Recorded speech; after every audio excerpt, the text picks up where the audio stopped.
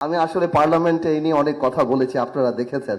বলে আমি এতটুকু বলি, ওনারাদের তো জুলাই বিক্রি করতে হবে, বিকজ জুলাই ছাড়া আমরা এখানে যারা বসা আমাদের সবার পরিচয় আছে, কিন্তু জুলাই ছাড়া তো তাদের কোনো পরিচয় নাই। জুলাই আমরা এখানে 17 বছর আমরা এখানে যারা বসে আমাদের কোনো না কোনো রাজনৈতিক পরিচয় আছে, কিন্তু জুলাই ছাড়া তো তাদের কোনো কেউ নাই। জুলাই ছাড়া তো তাদের কিছু চিনে না তাদের বাংলাদেশে। জুলাই বিক্রি করেই তো যাদের একটা কমিশনার একটা মেম্বার হওয়ার যোগ্যতা ছিল না, তারা ওই উপদেষ্টা হয়েছিল সেখানে। সুতরাং জুলাই তো রাখতেই হবে। আমরা বলি না যে ক্রিকেট খেলার এক উদাহরণ বলে দিল, আমি তাদের পার্লামেন্টে বলেছিলাম যে 6 বলে হয়তো 12 রান তারা করেছে, কিন্তু বাকি 300 রান তো আমরা করেছি।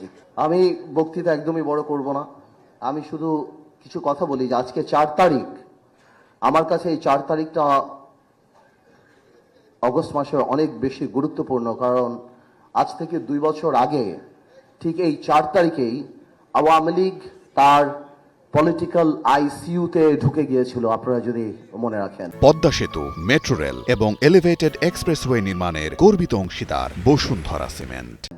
আইসিইউর কথা আমি এই জন্য বলছি, আইসিইউ এমন একটা জায়গা যেখানে আপনি যখন ঢুকে যান, কোনো রোগী যখন মুমূর্ষ অবস্থায় আইসিইউতে ঢুকে যায়, তখন সবার আগে তার নিকট আত্মীয় স্বজনদের টেলিফোন নাম্বার রাখা হয়, যে কোনো অ্যাক্সিডেন্ট হয়ে গেলে তাকে জানি দিয়ে দেওয়া যায়।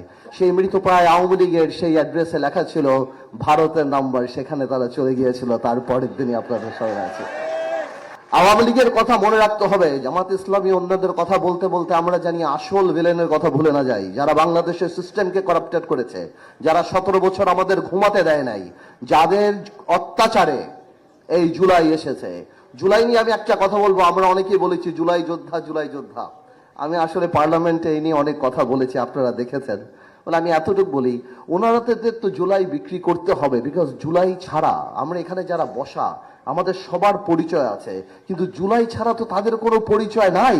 জুলাই আমরা এখানে 17 বছর আমরা এখানে যারা বসে আমাদের কোনো না কোনো রাজনৈতিক পরিচয় আছে, কিন্তু জুলাই ছাড়া তো তাদের কোনো কেউ নাই। জুলাই ছাড়া তো তাদের কিছু চিনে না তাদের বাংলাদেশে। জুলাই বিক্রি করেই তো যাদের একটা কমিশনার একটা মেম্বার হওয়ার যোগ্যতা ছিল না, তারা ওই উপদেষ্টা হয়েছিল সেখানে। সুতরাং জুলাই তো রাখতেই হবে। আমরা বলি না যে ক্রিকেট খেলার এক উদাহরণ বলে দিল, আমি তাদের পার্লামেন্টে বলেছিলাম যে 6 বলে হয়তো 12 রান তারা করেছে, কিন্তু বাকি 300 রান তো আমরা করেছি। তো সুতরাং জুলাই ব্যাপারটা তারা বিক্রি করবে, তারা বিক্রি করে এই আন্দোলনকেই ছোট করবে। যেমন প্রত্যেকটা বক্তা বলে গেলেন যে 17 বছরের আন্দোলন এটা, 17 বছরের আকাঙ্ক্ষা এটা, 17 বছরের আওয়ামী লীগের যে অত্যাচার, সেই অভিশাপ, সেই লক্ষ মায়ের কান্না, সেটা সে রক্ত, সেই সব কিছু, এটা আসলে 1 মিনিটে বক্তব্য দিয়ে শেষ করা সম্ভব না। দ্বিতীয় কথা সে জামাত ইসলামী নিয়ে। জামাত ইসলামের সবচেয়ে একটা বড় ব্যাপার, হ্যাঁ এটা মানতে হবে যে কোনো না কোনো কারণে জামাত ইসলামী গুপ্ত থাকার কারণে একটা জেনারেশনের একটা দুর্বলতা কিন্তু দাঁড়িয়েছিল জামাতের মধ্যে। এবং আমরাও বলতাম যে জামাত খুব ভালো, জামাত খুব সাংগঠনিক, জামাত খুব এই সেই, কিন্তু এই কারণে হয়তো ভোটেও একটা জেনারেশন জামাতের উপরে রিলাই করেছিল। কিন্তু আজকে এই 6 মাসে যারা জামাত বা এনসিপির উপরে রিলাই করেছিল, তাদের হৃদয় ভেঙে চুরমার হয়ে গিয়েছে। কারণ তারা সংসদে দেখতে পাচ্ছে জামাত ইসলামী কনস্ট্রাকটিভ রাজনীতি করে না এবং করার যোগ্যতাও নাই।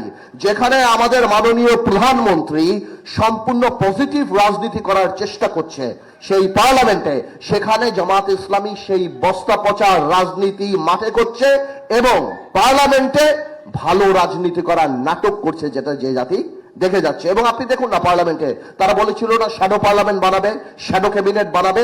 আমরা যে এত সুন্দর বাংলাদেশের ইতিহাসের সবচেয়ে ভালো বাজেট দিয়েছি, একটা কনস্ট্রাকটিভ ক্রিটিসিজম কিন্তু তারা করতে পারে নাই। তারা দাঁড়িয়ে এসি চায়, ওয়াশিং মেশিন চায়, তাদের ব্যক্তিত্ব জিনিসপত্র যা যা দরকার সেই জিনিসগুলি চায়। ভাইয়ের আমার কথা আর আমি বাড়াবো না, আমি খালি এতটুকু বলছি, আমাদের একটা জিনিস মাথায় রাখতে হবে, আমাদের মাননীয় প্রধানমন্ত্রী সহ যারাই বললেন যে উস্কানিতে পড়া যাবে না, তবে এটাও তো বাস্তব যে গণতন্ত্র আর সামাজিক রীতিনীতির এর মধ্যে একটা স্লিম লাইন আছে।